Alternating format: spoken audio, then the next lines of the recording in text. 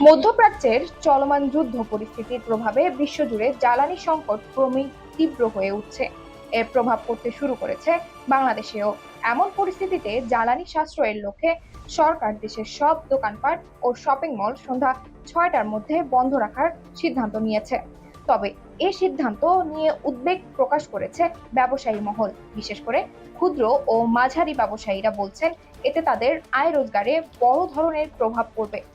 এ প্রেক্ষিতে বাংলাদেশ দোকান ব্যবসায়ী মালিক সমিতি সরকারের কাছে সিদ্ধান্তটি পুনর্বিবেচনার অনুরোধ জানিয়েছে।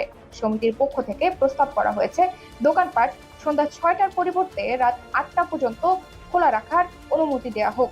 শুধু তাই নয়, তারা বিকল্প একটি সময়সূচিও প্রস্তাব করেছে, যেখানে সকাল 9টার পরিবর্তে বেলা 11টায় দোকান খোলার কথা বলা হয়েছে, যাতে করে বিদ্যুৎ ও জ্বালানি সাশ্রয়ের বিষয়টিও বিবেচনায় রাখা যায়। শুক্রবার সন্ধ্যায় সমিতির সভাপতি মোহাম্মদ নাজমুল হাসান মাহমুদ এবং সাধারণ সম্পাদক মোহাম্মদ আরিফুর রহমানের যৌথ স্বাক্ষরে পাঠানো এক সংবাদ বিজ্ঞপ্তিতে এর আহ্বান জানানো হয়।